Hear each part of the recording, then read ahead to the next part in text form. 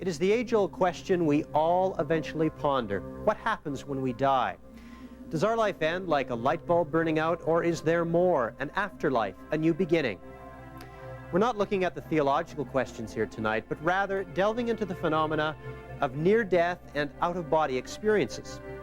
People who have had these experiences firmly believe life does go on. They know this because they have embraced the light.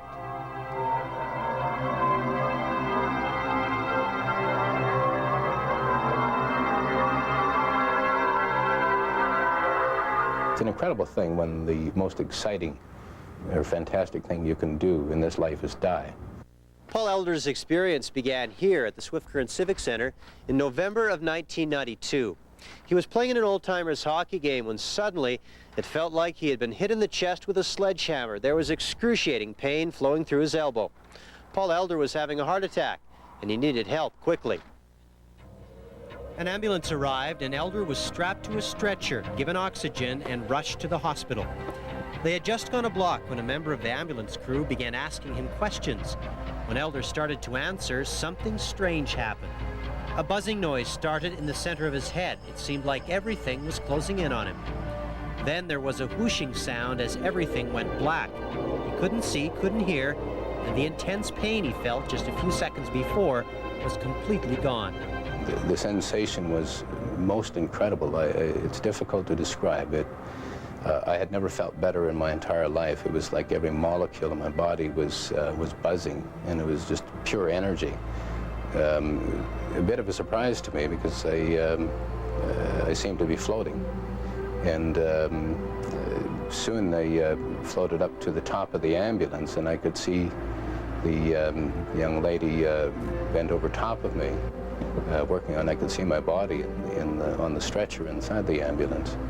And remarkably, I had no fears or anything. In fact, it was absolute elation. I had little emotion for the body that was lying there, that was me.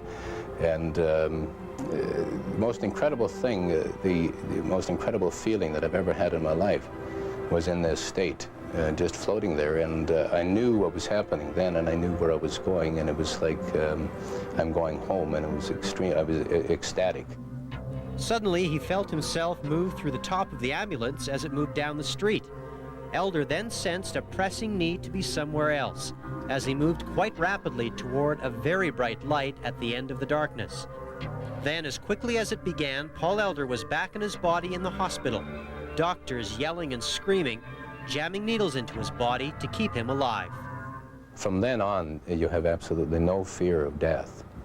Because I know what it's all about, and I know what will happen, and it's nothing, absolutely nothing to be afraid of.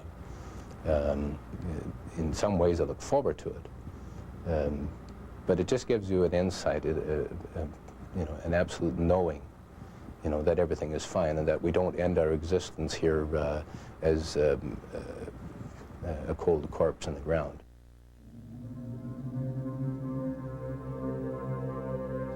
Every Tuesday, Gwen Argu meets with her meditation group in the basement of her Regina home. She calls this her healing room, a place where a person's natural energy is used to heal others, and the subject of out-of-body experiences is also explored. Her near-death experience happened on a dark street in Regina a number of years ago. Argu had reluctantly came in from Ormiston that day with her 2 daughters to meet her husband, Hazen. We came into the city, and I said, "Don't go down this street." He was going to turn down. And I said, "Don't go down this street." I don't know why, but he turned down there anyway. He liked his own way quite a bit. And a few blocks and down the street, all of a sudden, from my right side, I saw this car right near our car, and I heard a thud, and something hit me. And I felt something wet running down the side of my body. And then I realized that there was no pain. I was hanging around the car ceiling. And I seemed to be just a little spark of intelligence, I guess. And everything seemed to be a kind of a light green color where I was. There was no pain or anything. I was enjoying it there. Argu says if it wasn't for her daughter praying for her mother to come back, She doesn't think she would have bothered. She was so happy in the place where she had gone. Brian Hood did not come back from near death, but he did have an out-of-body experience, an experience that had a profound impact on him. 8 years ago, he felt like he should have a rest, so he laid down on the couch. Hood then felt a bump against his head, and after sitting up, a very strange feeling came over him.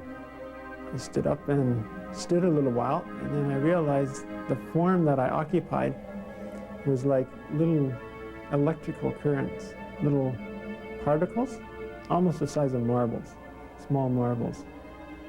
And they were holding a form, a shape that I was in. And that's what I was in.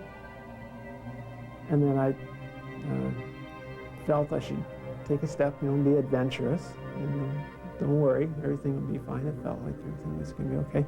So I took a step, and I didn't blow up or nothing like that. Everything was okay. Hood continued walking, and the form he was in moved right through a concrete wall. Then he found himself surrounded by dirt under the ground. And I thought, standing in the dirt, and I walked through a wall, like this is getting pretty weird. Even for me, that I felt, well, I better come out of this, whatever it is. Then he felt a gentle pulling, drawing him back into the room, back onto the couch, and into his body. And the breathing pattern that I heard then seemed to become my own, and just to make sure I held my breath, and the breathing stopped.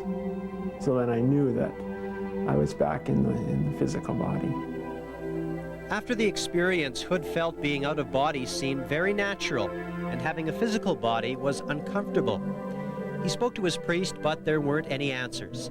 His friends thought he was nuts, so Hood turned to the library, and it was through a book called Journeys Out of Body he was able to understand what may have happened.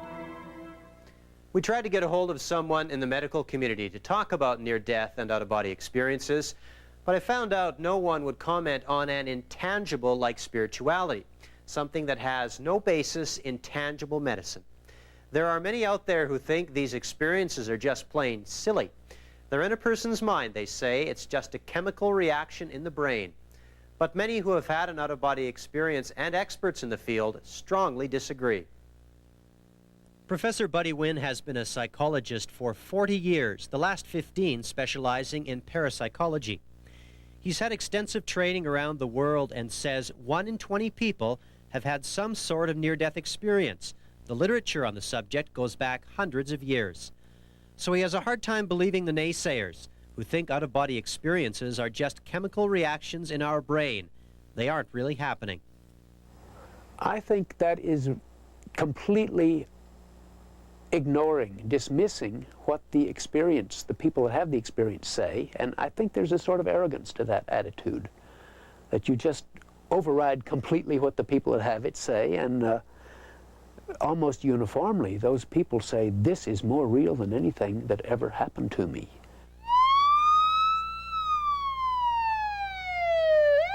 After Paul Elder's experience in the ambulance, he came away with a new personality, one that is more caring for others.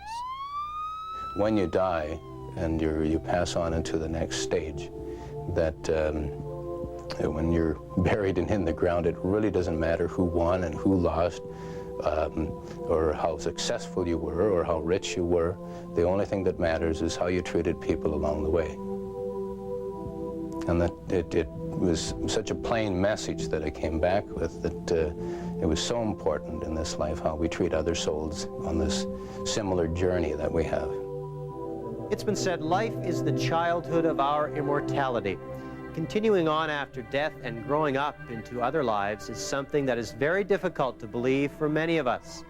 But for the thousands who have had these near-death and out-of-body experiences, immortality is not a question, but a fact.